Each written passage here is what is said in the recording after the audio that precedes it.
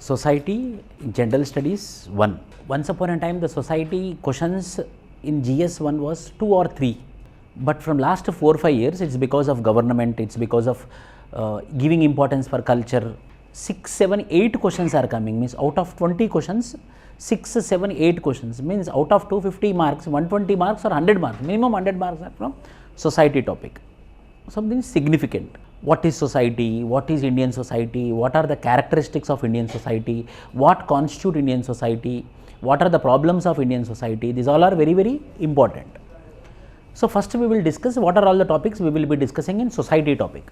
Society also constitute GS1 society will be linked with GS2 social justice, and again the social justice will be linked with GS1 post independence.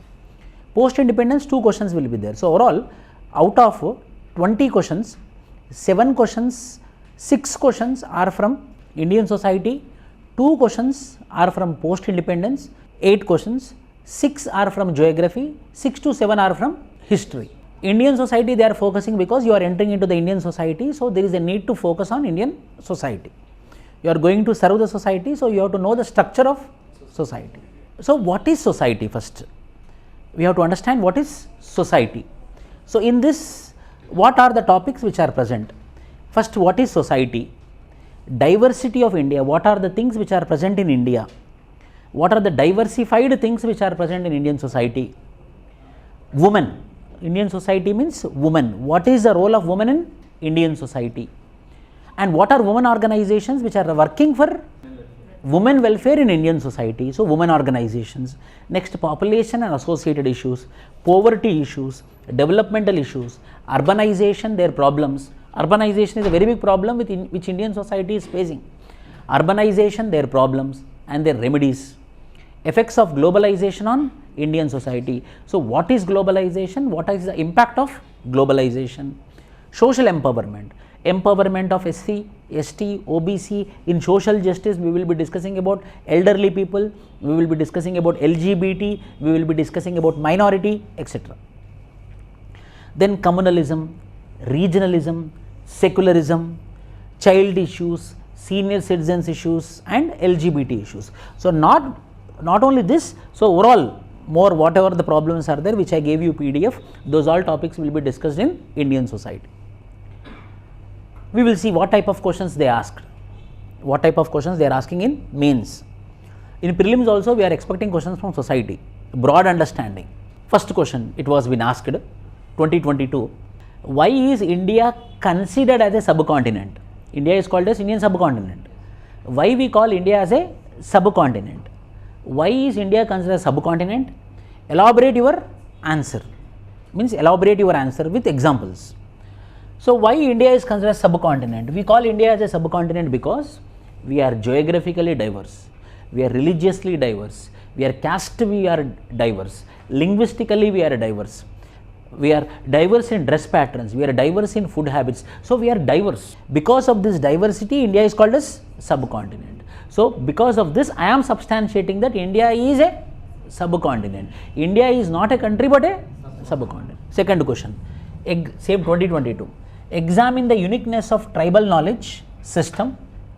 Examine the uniqueness of tribal knowledge system when compared with mainstream knowledge and cultural system. Uniqueness, tribal knowledge. There is something called as traditional knowledge. Tribal knowledge is nothing but traditional knowledge. So traditional knowledge of tribals is different from knowledge of Indian society. How it is different? Means when we are studying about the tribals, so what are their traditional things, why they are different, why they are unique, those points we will bring and we will write here. Means I want you to understand, so Indian society is the question which is holistic understanding only we can write the answer. Third, 2023, examine the role of gig economy. We think it is economic question. Examine the role of gig economy in the process of empowerment of women. Nowadays we are seeing the women also entering into the gig economy. The women also are entering into the deliveries things. The gig economy is not just limited to delivery. It can be anything which is part-time. It is anything which is freelancing. Is called as gig economy. Without any commitment, without any contract, when we participate as a workforce, it is called as gig economy. So in that gig economy, now women participation is there. women participation is increasing, because of which women empowerment is happening. Why? Because she is becoming financially independent. Next question, it was 9th, 10th at that time in examination it is, 10 marker question it is. Discuss the main objectives of population education and point out the measures to achieve them in India in detail. So, what are population education? Means national education policy, national population policy, national family planning program. Recently we have a legislation bill called as National Population Authority. So, what are all the things which are being evolved as a part of population education in India? Means population related all the laws we have to write here. In the population and associated issues we will be discussing it. See, again we are thinking it is economic question. What is cryptocurrency? Question is, how does it affect global society? How does it is impacting global society as it been affecting Indian society also? So, generally how is the cryptocurrency is impacting the world and particularly Indian society? Generally world, particularly. So, first we have to understand what is cryptocurrency and the cryptocurrency impact on the world and particularly, see, as a civil servant you no need to know about cryptocurrency. If you enter into the cryptocurrency, you are doing something fraud in government of India point of view. Why? Because RBI has not legalized it. So, cryptocurrency is not out, it is out of your box. But you have to know that cryptocurrency, how it is going to impact our Indian society. Gig economy, how it is going to impact your Indian society. Impact, the new concepts which are coming up, how they are going to impact the society. Means what understanding you should get if any new blue mooning, moonlighting one concept came. So, we can expect on the same lines. What is moonlighting and how this moonlighting is going to impact Indian society. So, the current topics we have to understand from the perspective of India. How does Indian society maintain continuity in traditional social values? Enumerate the changes taking place in it. So, whether we are continuing our traditional values, what are our traditional values? Family system is our traditional value. Respecting elders are our traditional value. Giving importance for marriage system is our traditional, not caste system. What are all the positives? Those we will mention as our traditional values. So, whether these traditional values are getting degenerated or not, it is getting degenerated. Why it is getting degenerated? Because of globalization, because of market, because of liberalization, because of feminism, because of, so what are all the factors which are responsible? How it is impacting our traditional value system. So, this type of questions we need to attempt in the examination hall. So, first I explained you what are the topics which are there here, how the PYQs are there in this particular format, and now we will go into the subject which is called as Indian society. So, what are the salient features of Indian society? What constitute Indian society? So, before understanding Indian society, first I have to know society. Before knowing Indian society, I have to know what is society. Society is a group of people coming together based upon some criteria is called as society. We all came together based upon identity called as nationality. Our identity is what? Nationality. So, we are one because we are part of one country. So, this country is called as India, hence the society is called as Indian society. So, it can be American society also, it can be Muslim society also, it can be any other society. The society which is nothing but combination of people because of a commonality is called as society. It can be your village society based upon your village identity. It can be your caste society because of the identity of caste. It can be your religious society based upon the identity of society, religion. So, a group of people who are coming together, based upon the criteria is called as society. The criteria can be anything. The criteria can be religion, the criteria can be language, the criteria can be race, the criteria can be gender, the criteria can be subject, the criteria can be anything. But when the people are united together, that particular concept is called as society. A society is aggregation of all human relations based on some common characteristics. That can be tradition, that can be norms, that can be values. It can be anything. It can be tradition, it can be values, it can be norms, it can be criteria, it can be religion, it can be language, it can be anything. So people coming together and establishing the relationship between them is called as. So in that society there can be two types of society can be there. One can be homogeneous society, other will be heterogeneous society. Means each and every person will be abiding to that criteria. Everyone belongs to that criteria. That is called as homogeneous society. Arab nations are called as homogeneous society because they are being formed as a society because of criteria. Criteria called as religion, criteria called as language, criteria called as tradition, criteria called as values, criteria called as norms. So that particular thing is called as society. Homogeneous society. Heterogeneous society, where multiple people together staying, multiple people are staying together based upon different criteria is called as heterogeneous society, like India, whereby people from different religions are living, people from different language are living, people from different traditions are living, people with different values are living, people with different norms are living. So two types of society can be there. One society is called as homogeneous society or heterogeneous society. So it can be a homogeneous society like Arab nations, or it can be a heterogeneous society like India or USA. USA is called as melting pot, but because people come together, stay together, people come together, melt together, so different varieties are present, so hence it's called as heterogeneous society. Practically, no well-developed society. So sir, you can ask me, sir, how many homogeneous societies are there, how many heterogeneous societies are there? Sir, you told Arab nation is, or Gulf countries are homogeneous societies, sir, then how the development is happening? For example, a country to be developed, a region to be developed, people with different intelligent, people with different backgrounds should come together and settle down. But you are telling homogeneous society, then how with people with different economy, people with different intelligence, people with different investment will come and stay there? They will not allow, no sir. Why? Because that society is homogeneous society. Practically, no developed society can be homogeneous. 100% homogeneous society cannot be formed. So in the process of development, or development can happen when we integrate multiple sections of people.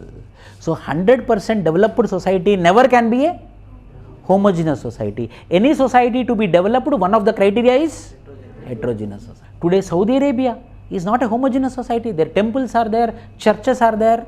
Arab nations are not homogeneous. Temples are there, churches are there, people from African countries, people are there, North American continent people are there. That is the reason the Arab nations are developing day on day, For example, if India, I tell today, India is going to be a Hindu Rashtra, only Hindus should stay, no other religion should stay. Then the people will move on, people will go on, other people will not come. So development will be hampered. So no developed society in the world can be an homogeneous society. To be a developed society, the criteria should be heterogeneous society. In general, society is a web of relationships, and these relations are fundamental for understanding human behavior and different institutions of society.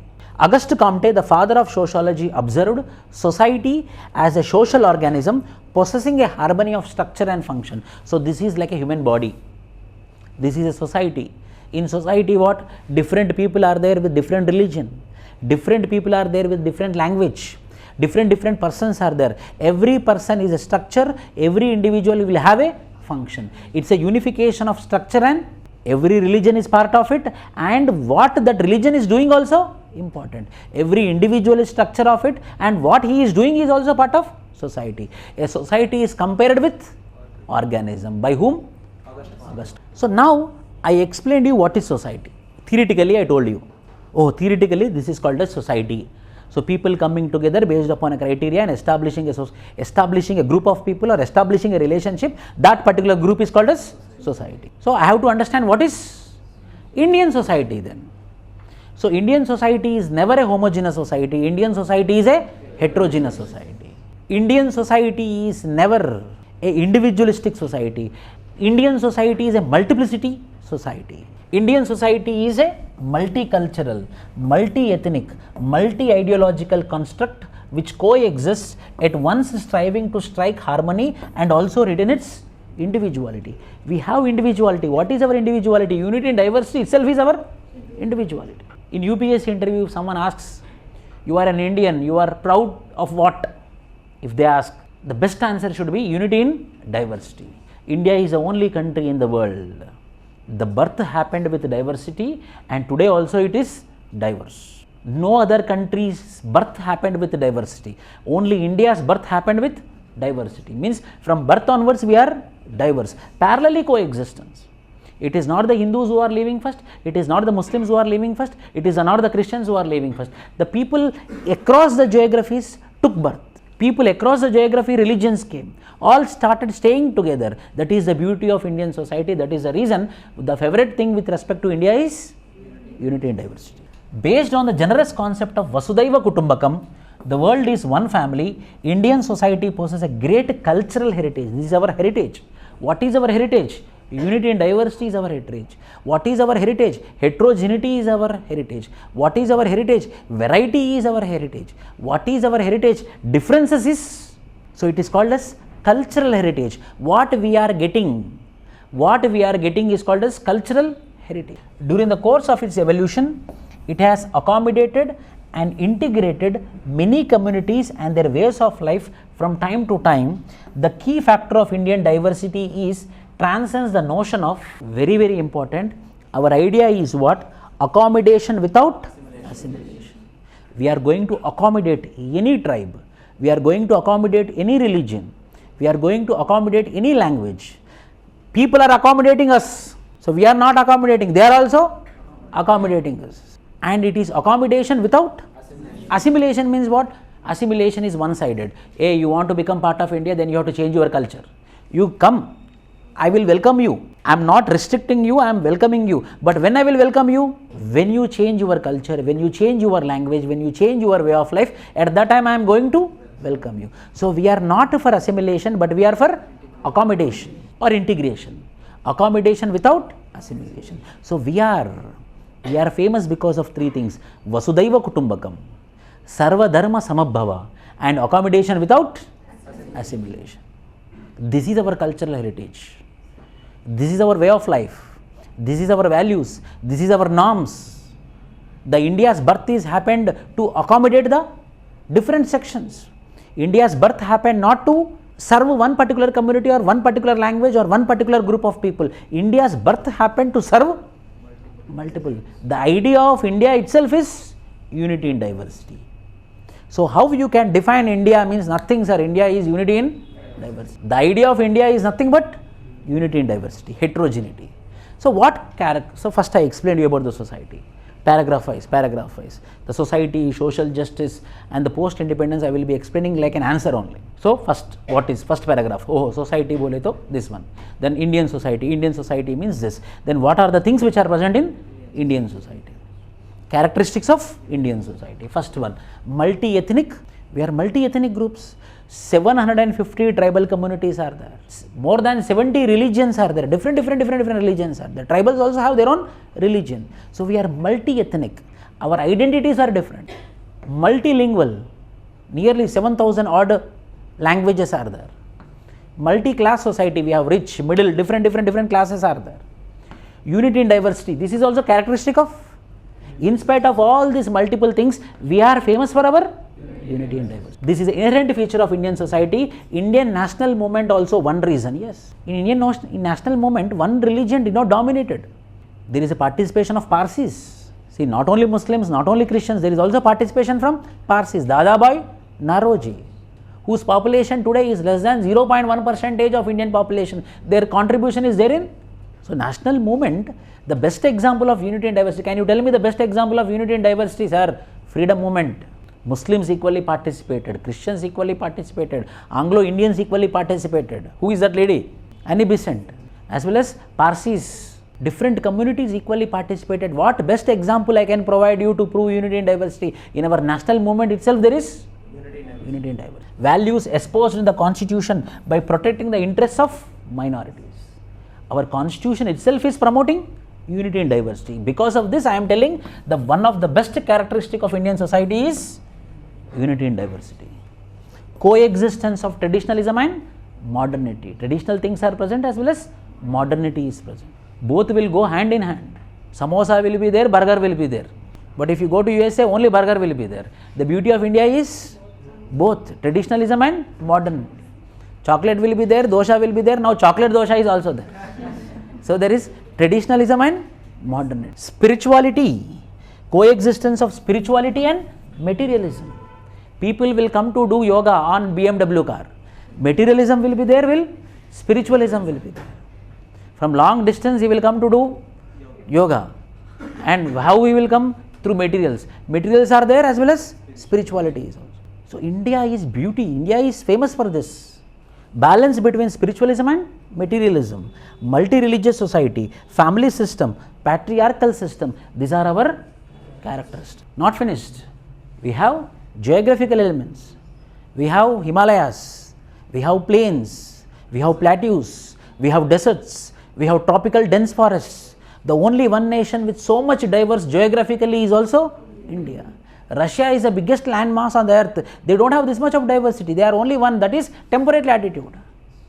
United States of America is also having very good amount of land, but still they have only one particular climatic region which is temperate only. But India is the only region, only country which is having tropical climate, which is having equatorial climate, which is also having temperate climate.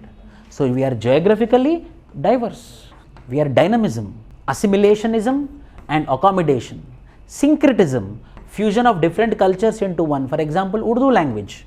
Urdu language is a mix of Arabic and Hindavi. So we are fusion. We are example of fusion. We are example of dynamism. We are example of change. We are example of accommodation. We are also example of assimilation. We are example of integration. All the things are present only in one country called as caste system is also a unique system.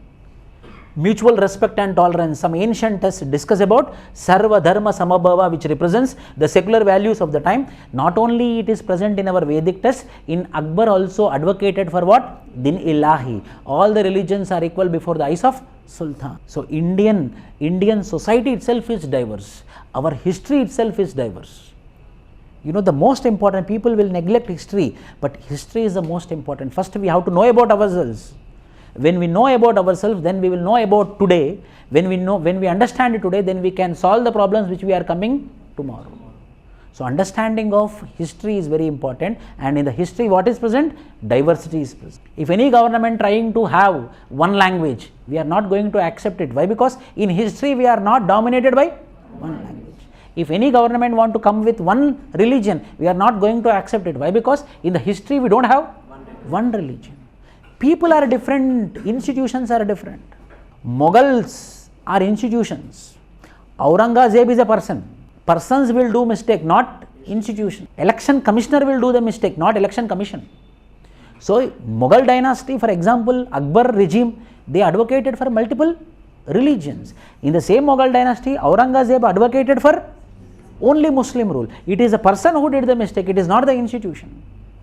So in the institutions we are diverse, not person. So because of all these characteristics, like India's composite culture, Ganga, Jamuna, Tehzeeb, we have Bhakti movement, we have Sufi movement. We are famous for our composite literature. We are famous for our composite music. We have Hindustani music, we have Carnatic music. Carnatic music is influenced by Persian, whereas Carnatic music is called as indigenous music. So these all developments are part of our Indian society. This constitute characteristics of Indian society. So this beautiful Indian society is getting impact, or this Indian society is having some threats. So what are the factors which are getting impacted? How they are getting impacted? So Indian society, multicultural, multilingual, multi-religious, plural and multi-ethnic society. If I talk about the population as per 2011 census, why? Because new census is not out. So we will discuss as per 2011 census. According to 2011 census, Hindus constitute 80.5%, Muslims constitute 13.4%, Christians 2.3%, Sikh 1.9%, Buddhist, Jains together 1.2%, others 0.7%. In this 0.1% are Parsis. This much diversity is present in. So different forms of diversity. In physical features we have diversity, racial we have diversity. How, sir? For example, South Indians are identified as Negroid, Northeasterns are identified as Mongoloids, and North Indians are identified as Caucasites. We have racial diversity also. Not only racial diversities, we also have race crossing. We have Aryo-Dravidians. Aryans of North India mate with Dravidians of South India, and the resultant are Aryo-Dravidians. So we have different diversity with respect to religion, races, religion, language. Linguistic diversity. The census has many as census recognized 1652 languages. Religious diversity, caste diversity. In spite of all these diversities, we are having unity in diversity. So this beautiful concept of unity in diversity is getting threatened to the point. So what is unity in diversity? What constitutes society? What constitutes Indian society? What are the characteristics of Indian society? And what are the factors which are threatening society? The first concept which is threatening is regionalism. Example, Khalistan.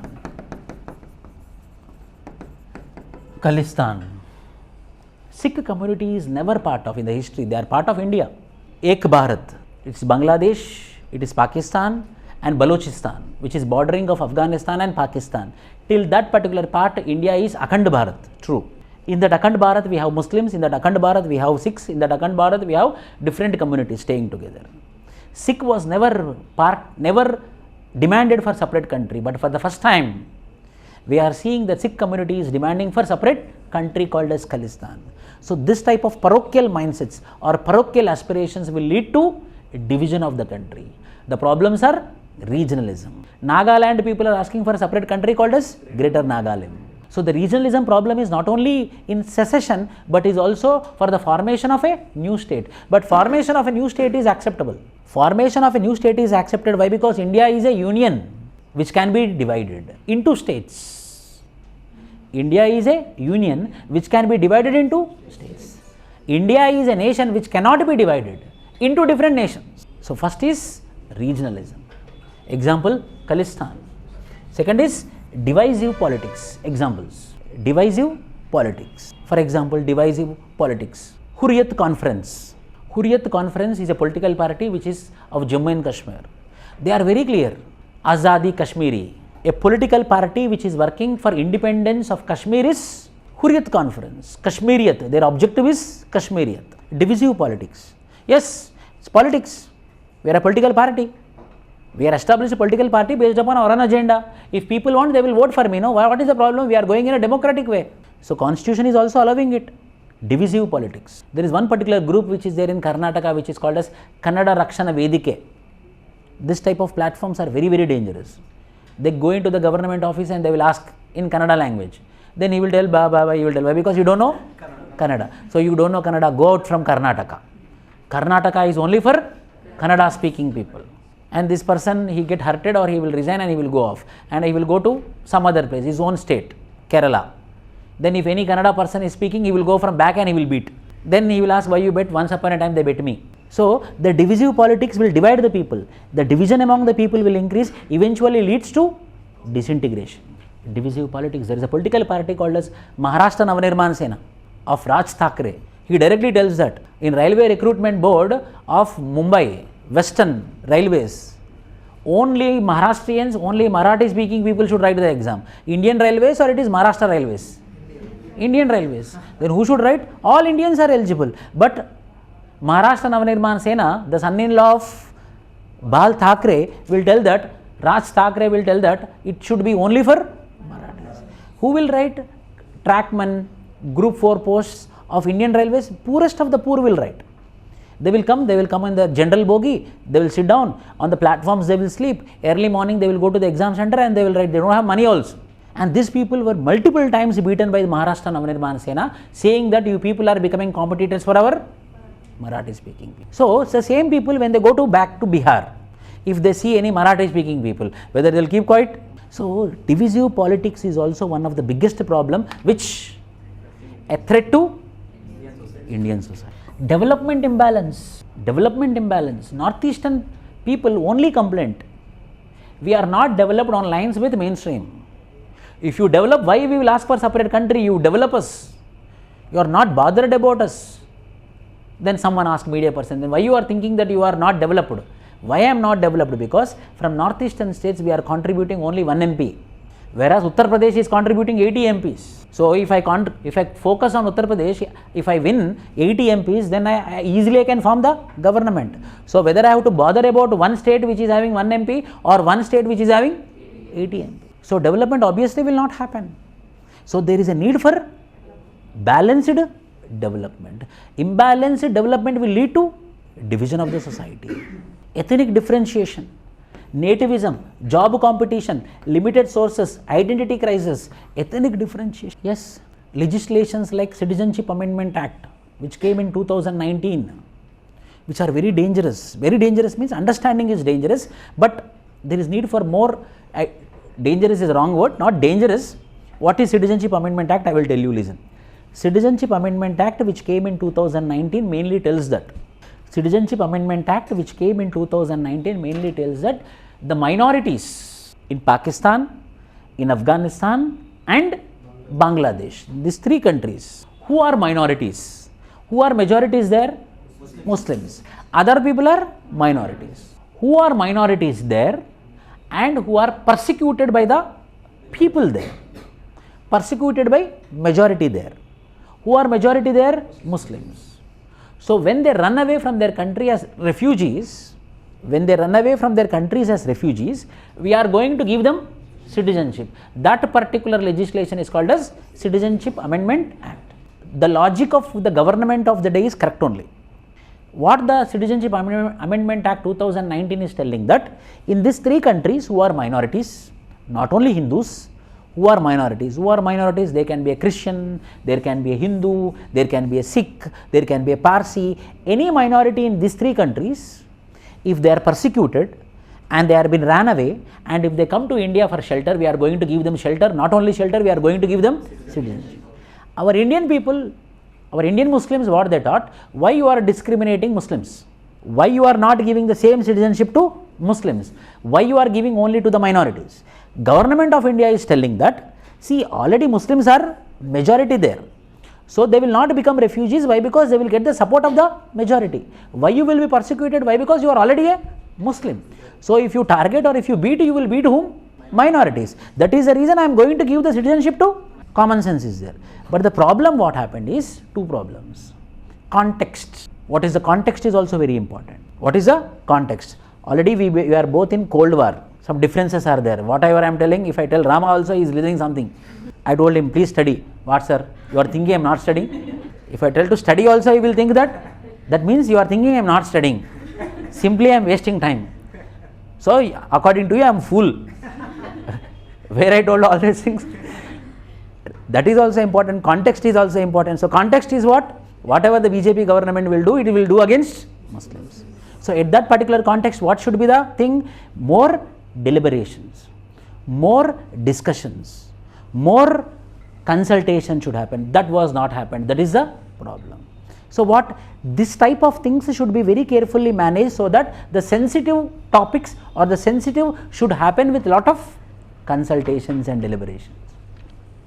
That is also one problem. So what happened? Then the people came out. See, we are Muslims, so there is differentiation against us. What happened? Before COVID, 1 month before COVID, January 2020, in Delhi, capital city of Delhi, 100 people died because of dangal, because of communal violence. Unnecessarily happened. 100 people died because of communal. So if there is an opportunity, if there is a chance of conflict, then the government of the day should be very, very. If not, the differentiation will happen and the society will be divided into pieces. Geographical isolation, northeastern states.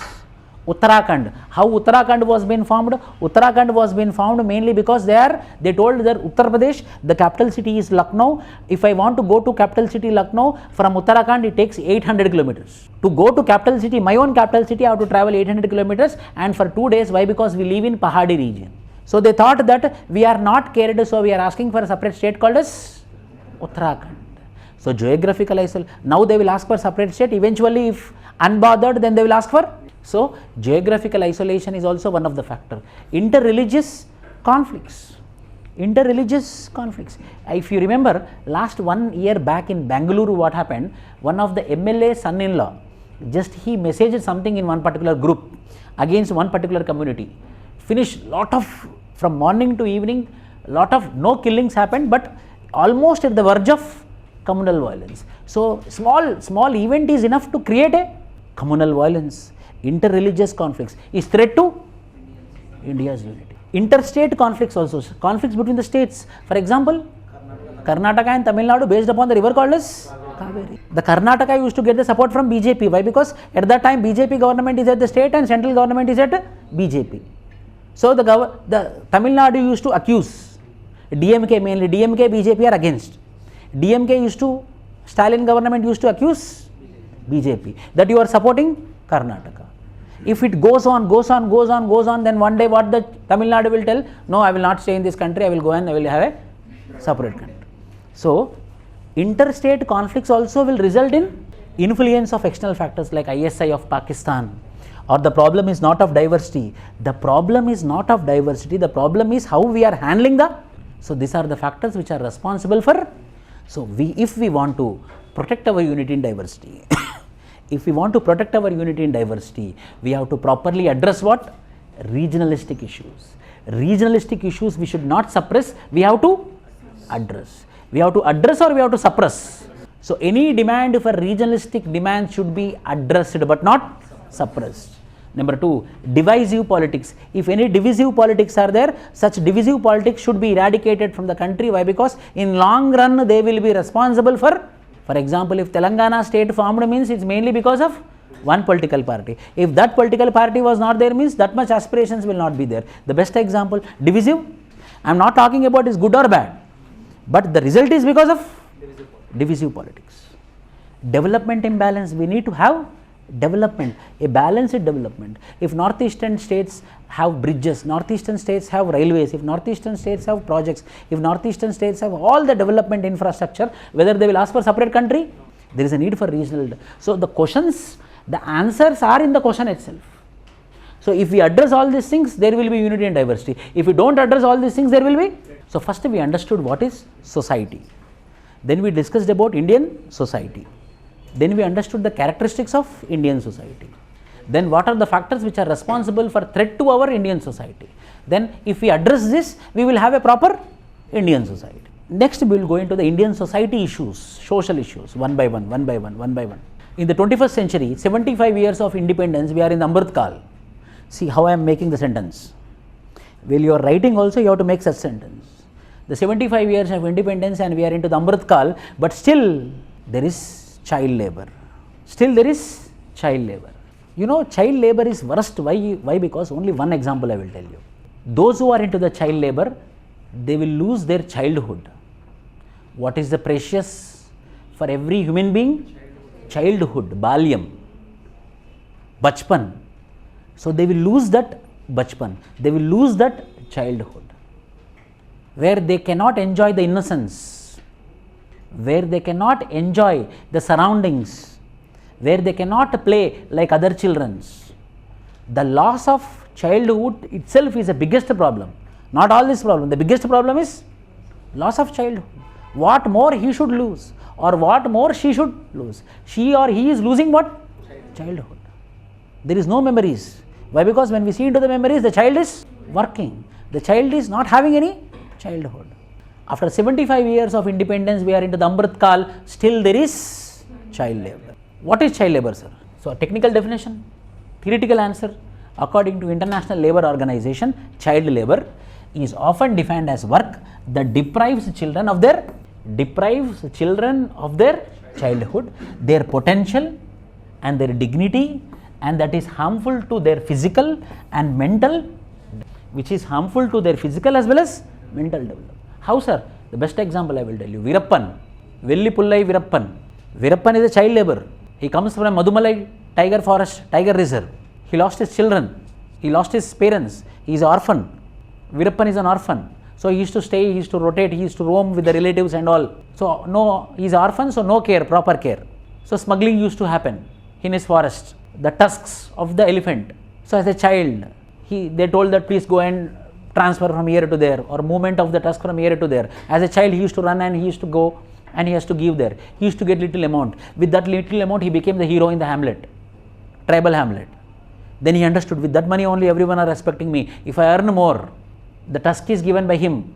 I will only take the tusk and I will only sell. He became Virappan. Started his life with child labor. It refers to work that is mentally, physically, socially or morally dangerous and harmful. It is not a unilateral thing. It is not only mental, it is not only physical, it is social and Moral. The Constitution of India in the Fundamental Rights and Directive Principles of State Policy clearly prohibited child labor below the age of 14 years. Under which article? Article 24, there is abolition of prohibition of child labor. So it is present in the fundamental right, it is present in the directive principles of state policy. In spite of that, we are having child labor. So first we understood child labor, then we want numbers. So how many numbers are there? So most of the child laborers are into bottles collection, rag pickers. Most of them are into bottles collection, railway stations, bottle collections, rag pickers. And the second is shoe polishing. You will not see in South India, but shoe polishing people will be more in Delhi, North India. You go to old Rajendra Nagar. Today also, if you go to old Rajendra Nagar, you see 20 children who will be doing shoe polishing. They will run behind you, shoe polish, shoe polish. If you wear shoes, shoe polishing, 20%. Car washing, 12%. Cleaning, 7%. Dishwashing, begging, selling wood collection. So majority of them are into bottles collections or rag. So according to census, proper number we want. What is the proper number? You have to prove the numbers also. 10.1 million children engaged in work in India. Number of children engaged in work between 5 to 14. See, girls are also 4.5, boys are 5.6. 4.5 plus 5.6 is equal to 10.1 million child laborers according to census 2011.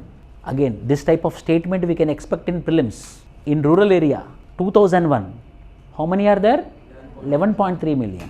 Rural area, in 2011 it became good thing. But you see, urban area, how much is there 2001? 1.3. Increase it to 2.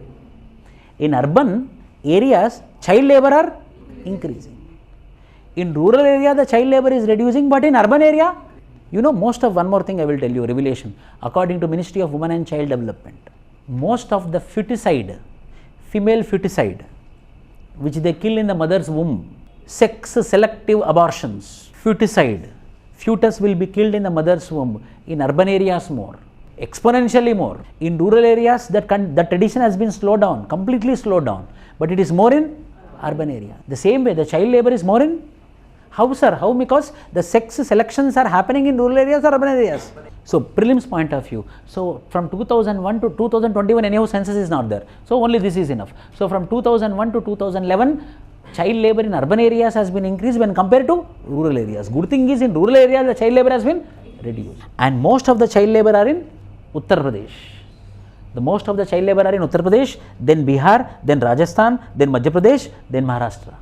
So, central India, if you see the dots, the central India is abundant child labor. Where does most child labor occur across the world? Percentage wise, 60% of world child labor are present in South Asia. Not just India, South Asia, Bangladesh, Pakistan, India, Indian subcontinent. 60% of child labor is present. The next is Africa. Africa is better than India. It is only 23% in Africa, but in India it is 60%. So, numbers also telling, world numbers also telling that according to International Labour Organization, in India the child labor is high in spite of 75 years of independence, in spite of Amrit Kal, etc. Then what are the factors responsible for child labor? The next question will be direct. Okay, understood. So, child labor are more in your country. Why more? Number one, poverty is the main cause. A poor father, poor mother, the poor couple will think that, poor parents will think that more hands, more work, more food to eat, no earnings, talking only about food, subsistence, survival. So, a poor person will think that, a poor parent will think that if I have more hands to work, then I will have more food to eat. So, if I want more hands to work, I should produce more children. So, first major factor is poverty is the main factor which is responsible for. Second, orphans and destitutes, they will be pushed into child labor. Why? Because no accountability, no one person is there behalf of them, so they will be pushed into child labor. Employers find cheap labor, that is the most other. Employers also should be there. And the fourth, cultural factors like caste system, mainly the most of the child laborers are from SC and ST communities. So, traditionally SC and ST communities were being as slavers or slavery, so they had continued into the modern societies in the form of child labor. So cultural factor is also one factor which is responsible for child labor. Poor education. If they don't have education, then the father will not have the money. When the father doesn't have the money, then father will not send him to the school. When he is not sending him to the school, he should get some food, then the father will send to the work. So poor education is also one factor. He will be into the vicious cycle. And lack of social security. The biggest problem is lack of social security measure. Social security measure, for example, in Netherlands, in Denmark, in Sweden, till 3 years only the parents will be taking the responsibility of the child. From 3 years till he get a job, the complete responsibility of the children will be taken care by government, state. So there is social security measure. When government is taking responsibility, then why he will go for child labor? In countries like India, mainly South Asia, mainly in sub-Saharan African regions, we see this, there is no social security measure, so obviously they will be pushed into child labor. Then what will be the consequence? Then kya hota hai? Then what will be the consequence? Oh, these are the factors. So because of these factors, child labor is there. When child labor is there, then what will be the consequence? So consequence is education. He will not get education. Why? Because in spite of going to schools, he is going to workplace. They do not get opportunity to develop physically, intellectually, emotionally and psychologically. Overall development will not happen because in spite of education, he is going to workplace. Skill development is difficult to achieve. As a result, quality of human capital will be low. They fall under vicious cycle of poverty. As he didn't educated, he will not get good job. So he will not have enough income. When he doesn't have income, again he will he will not send his children to the school. When his children also not sent to the school, again they will go as child labor. They are treated badly and harassed physically and emotionally. How many examples we see? This undermines their potential. In return, they turn as future criminals of the society. According to the report of National Crime Reports Bureau of 2017, the people on whom the rowdy sheet has been opened, the people who changed their life as criminals, 60% of them they started their journey as child laborers. So these are the consequences of child labor. Then how to address? Take this standard. For any answer, this is the standard. What are the measures? How to address child labor? First measure will be the most important measure, and the most important measure will be constitutional measure. Second should be statutory measure, legislative measure. Third is executive measure, like the government scheme. And the fourth is judicial measures, judiciary what it did. Fifth will be civil society, Bachpan Bachao Andolan is a NGO. And the last is people, empowered citizenry. First we have to take the action, no? There is a need for empowered citizenry. These are the 6 various measures for any question. Child labor, child marriage, any social issue, any social problem. This is the steps. First constitutional, then legislative, then executive, then judiciary, then civil society. Coming to constitutional, fundamental rights. Fundamental rights. In fundamental rights, Article 23 talks about prohibition of trafficking in human beings and forced labor, which mainly happens with whom? Child labor only. It mainly happens with whom? Child labor. So complete prohibition of forced labor. 24th, prohibition of employment in children, prohibition of employment of children in factories and etc. So Article 24 of the Constitution, fundamental rights. Article 21A is a fundamental right of every citizen of the country from 6 to 14 years. Free and compulsory education they have to get. It is a fundamental right. When he will get it? When he doesn't go to work. So indirectly Article 21A is also against child labor. Directive principles of state policy. Article 45 provide for free, and it's a responsibility of the state to provide free and compulsory education for the children. Fundamental duty of all parents, guardians to send their children in the age group 6 to 14 years to. So it is a fundamental duty of the parents and guardians. It is the directive principles of state policy, the responsibility of the state to provide free and compulsory education. It is a fundamental right of every child to get a free and compulsory education from 6 to. So constitutional measures also directly and indirectly against. Then legislative measures. Child Labor Prohibition and Regulation Amendment Act of 2016. Earlier one act was there which is called as 1986. Child Labor Prohibition and Regulation Act to 1986. After 30 years they changed it, and now it is called as Child Labor Prohibition and Regulation Amendment Act of 2016. What are the provisions in it? Number 1, blanket ban up to 14 years. Blanket ban No children in the age group till 14 years should be employed. Complete ban.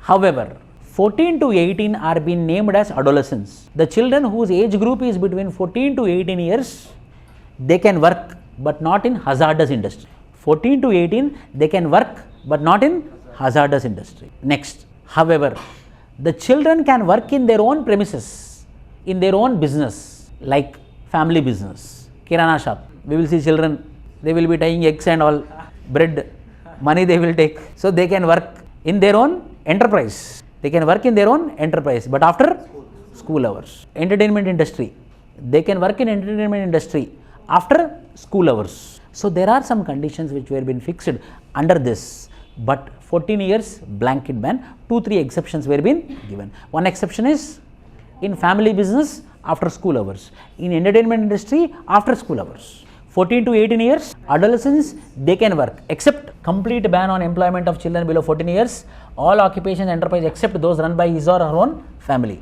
It defines children between 14 to 8 as adolescents and bars their employment in any hazardous.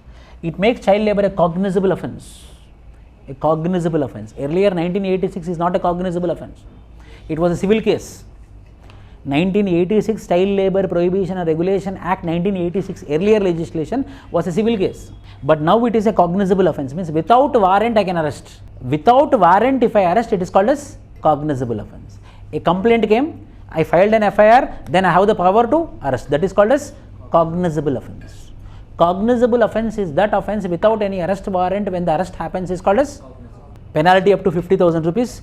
The provision for creating the most important, see, the problem with India is the Indian legislative system or Indian legal system. They tell you should not do. Okay, I will not do. Then what I should do? They will not give answer. Solution will not be there. You should not do. Okay, fine, I will not do. Then what I should do? How I should eat? You are telling child labor should be prohibited. 1986 legislation. Child labor complete ban. Child labor completely prohibited. Okay, sir. Prohibited, no, I will not work. Then how food you will give? You don't ask all things. Prohibited means prohibited. That is a very big problem with Indian legal system. Very big problem with Indian legal system. Prostitution. Any woman will not do prostitution out of choice. They will participate because of some obligation. Financial obligation, hunger, poverty. 95% of women who are into the prostitution is because of poverty. According to Immoral Trafficking Prevention Act, ITPA Act of 1956, prostitution is prohibited. I am a single woman, so single woman will not get any support. Then how I should survive? No, prohibition means prohibition, you should not. Then who will give me food? I don't know. So there will be no alternative mechanism for child labor. At least he is going to workplace and he is getting his own food. If you tell child labor prohibited, then who will give him food? That all you should not ask.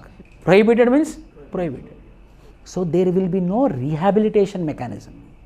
The biggest problem with Indian legal system, any complaint you take, they take our vehicle and they put in police station, like no number plate or no, some problem is there, no parking board you kept, they will take. When we go legally and we do everything and finished, everything is solved. Then who should bring and keep? See, you took, then you should know, finished. We took means done. Now it's your responsibility. If you want to take, if not, it will be here only, no problem. Means there is no solution, there is no rehabilitation mechanism, and the most important to solve the problems is what? Rehabilitation should be there. So in 1986 they made a legislation without rehabilitation. Land acquisition used to happen but without rehabilitation. So see, 2016 they came with rehabilitation, means till 2016 our constitution banned child labor in which year? 1950. From 1950 to 2016 they were been banning child labor. But then this 66 years where he got the food? 66 years you banned the child labor, very good. Then where he got the food? Where he will eat the food? Who will give him the food? There is no answer for such question. After 66 years we opened the eyes, then we told that it is not just prohibition which is required, there is a need for rehabilitation. Penalty up to 50,000 rupees. The bill has provision of creating rehabilitation fund has also been made for the rehabilitation of children. Exception for home business and entertainment industry. This is legislative action. What is the most important legislation? What is the most important recent legislation? We will write. And the next is what? executive action. What is executive action? National Policy on Child Labor 1987. So according to this policy, all the root causes of child labor should be removed. For that they came up with a project called as National Child Labor Project. In this child labor project, there will be an exclusive officer who will be checking whether child labor is there or not. So we have an executive policy by the government which is called as National Policy on Child Labor of 1987, and it is executed through what? National Child Labor Project of 1988. Next we have ICDS, Integrated Child Development Scheme, whereby under Anganwadi the children will be given with fruit. That is also one of the best measure which is taken by the government of India, which is called as ICDS. Not only that, midday meal scheme. Midday meal scheme for the first time came up in 1997, but only for targeted people. That too only for the children who are 9th class and 10th class, only in the primary education only. Initially they provide only for the children who are in primary education in 1997. But Supreme Court told that don't limit it to only primary education system or primary education children, give it to all the children who are in the school. So midday meal scheme is also one of the beautiful scheme in order to stop child labor. And Sarva Shiksha Abhiyan. Under Sarva Shiksha Abhiyan we target what? Primary education, and whoever joins in the primary education, they will also get midday meal scheme. These all are executive resolutions. Then judiciary. In 1996, Supreme Court had ordered creation of Child Labor and Rehabilitation Welfare Fund and mandated that every offending employer will deposit rupees 20,000 mandatorily, and this fund will be used for the development of children. Supreme Court gave the judgment. See, Supreme Court judgment they will take, but it will not be implemented very seriously like as law. So in 1996, Supreme Court made that compulsory there should be a rehabilitation fund, but it became a reality in which year?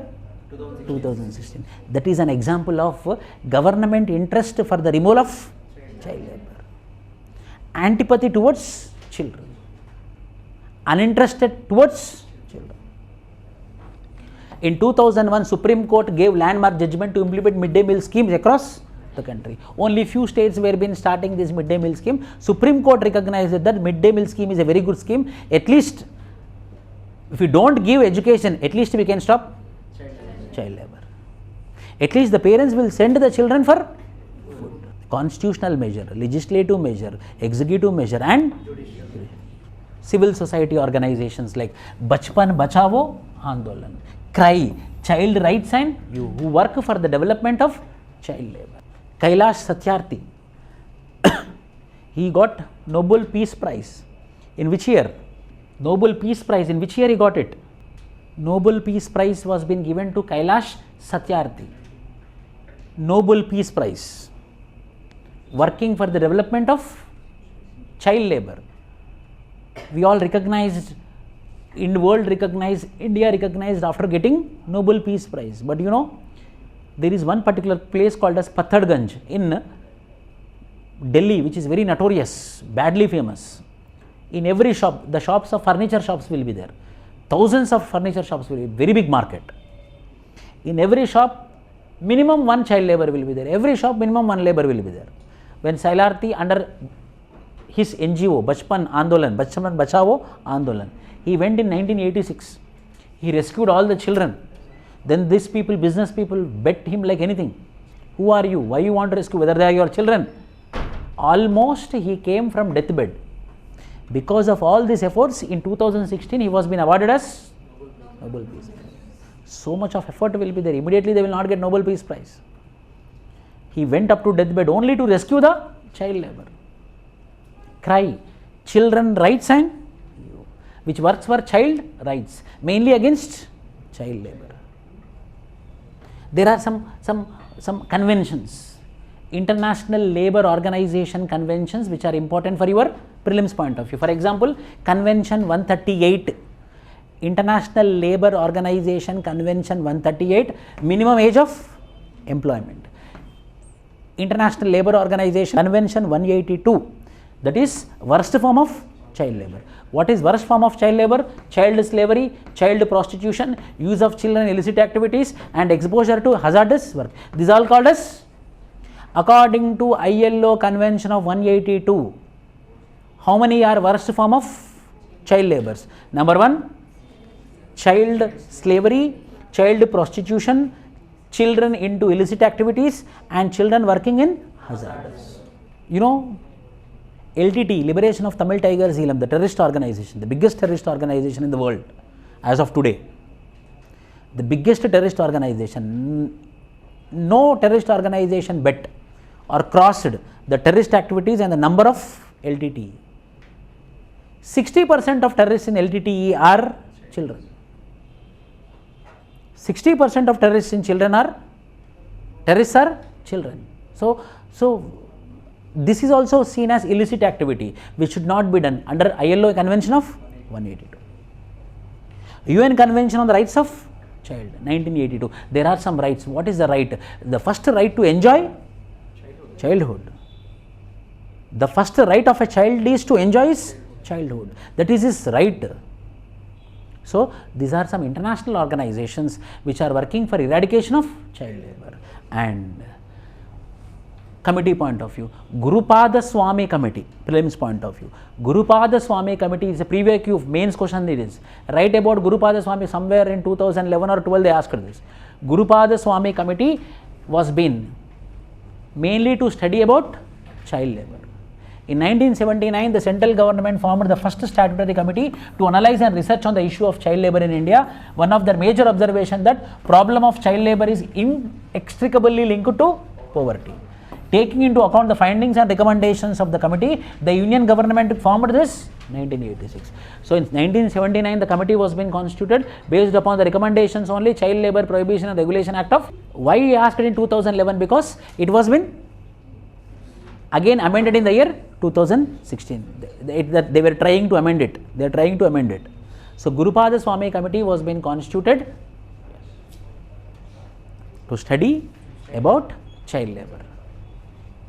Initiatives like Operation Smile, Operation Muskan, to rescue and rehabilitation of children from unorganized sector, manufacturing units and other sectors. Operation Smile and Operation Muskan. So several steps were being taken by the government of India to eradicate child labor. Definition of child labor, then facts of child labor, then the causes for child labor, consequences of child labor and solutions for child labor. What are the solutions for child labor? Constitutional, legislative, executive, judiciary, civil society organizations, and finally the best solution. Conclusion, how we should write means, in spite of constitutional, legislative, executive, judicial, the best and the most influential solution is empowerment of citizen. Citizen empowerment or citizen activism is the best solution to stop child marriages. Next is child marriages. Why the child marriages is in the news? According to 2023 report, Ministry of Women and Child Development, India stood 11th in the worldwide rank. Usually earlier it was India 47, 46. Number should increase, rank should increase, but the rank is reducing. We are beating African countries, and we are becoming first with respect to child marriages. Our rank is how much? 11th rank. With high incidence of child marriages, accounting for a high 75% of all children, and the rank 1 is Nigeria. The topper of the batch is Nigeria, and the 11th topper is India. As many as 39,000 minor girls are being married every day in India. Child marriages, and most of the children are girls. There will be very big problem if girls get married. Why? Because she cannot understand her own body. When she cannot understand her own body, then how she can give birth to a newborn baby? Then obviously there is a high chance of infant mortality rate, high chance of maternal mortality rate. So the resultant IMR and the resultant MMR is because of child marriages. Prohibition of Child Marriage Amendment Bill of 2021. What is this amendment bill only today also? Today, you tell me whether 19 years girl, what is the age for boy and girl as of today? 18 and 21 only. It is bill only. It has been not yet legislated. We are believing that in this budget session it might be legislated. But the acquired support is not from North Belt. From Hindi belt, that much support is not there. That is the reason it is still in the bill stage. As of today's status is 89-21. So this Prohibition of Child Marriage Amendment Bill 2021 is advocating that the boys and girls can be married if they cross 21 years. Major is 18 only. Major is 18 only, but marriage age is 21 according to this particular Prohibition of Child Marriages Amendment Bill of 2021. Seeking to raise the legal age of marriage for women from 18 to 21 was introduced by the Union in the winter session of Parliament in 2021. During the 19th century, the marriageable age of women was 10 years. For the first time in 1928, the minimum age for marriage was fixed at 14 years. Earlier it was 10 years. Sarda Act, Sarda Act. In Sarda Act, it has been increased from 10 to 14 years. Now, then after by Child Marriages Act, it has been increased from 14 to 18 years. Now by this particular bill, we are going to increase from 18 to 21 years. In 1949, it was increased to 15 years for girls, and 1978 an amendment was passed to increase the age to 18, and now it is waiting for 21. The Government of India enacted the Prevention of Child Marriages Act of 2006. So Prevention of Child Marriages Act has increased its age from 15 to 18 years. Now we are planning it to increase it from 18 to 21. And coming to the states, the first state in India, the rank 1 is Andhra Pradesh. In Andhra Pradesh, most of the child marriages are happening, and Telangana state is rank 3 with respect to child marriages. Prohibition of Child Marriages Act, it mainly recommended on the committee of, remember this. Which committee recommended this? To be increased from 18 to 21? Jaya Jaitley committee. Jaya Jaitley committee has recommended from 18 to 21 years. Recent evidence shows that number of child marriages has increased during the lockdown and the pandemic, calling for the government's immediate action, bringing uniformity in marriageable age of women at par with men. Early marriages also has a huge impact on maternal mortality rate and infant mortality rate. And the bill is also aimed to empowerment of women who are denied access to social economic benefits due to early marriage. So why? What are the factors leading to child marriages? These are the factors. Lack of education. Girl is seen as a burden, and mainly because of poverty. Impoverished families may choose child marriage to reduce expenses. Girl who marry young lack educational and economic opportunities, so she come into the family bond. She cannot grow, she cannot evolve. So early marriage is also a problem for women for her empowerment. Child brides are more likely to remain poverty, so she will be in a vicious cycle, so she cannot earn. Obviously family means husband also cannot. Again they will be in the vicious cycle of poverty, so children also will be getting married early. So the vicious cycle of poverty is also because of child marriages. What is the reason behind it? The girl is seen as a burden because of so many reasons. Number 1, girl is the pride of the family. So if more the age, the demand for dowry might increase.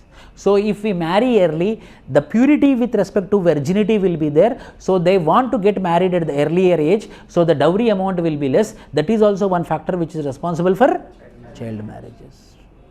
Number 2, when the girl is in the home for more time, there is a chance of extramarital relationship or any other relationship which might hamper the pride of the family, which can inhibit the family's pride in the village. This is also one factor which is responsible for child marriage. Lack of education, no knowledge, seen as burden. As soon as possible I have to send. And next is poverty. Social background, child marriages are more prevalent in rural areas and among SCs and STs. Trafficking, poor families not only they do marriages, for example we see lot of examples in old city whereby because of poverty they will be selling their children on the name of marriage.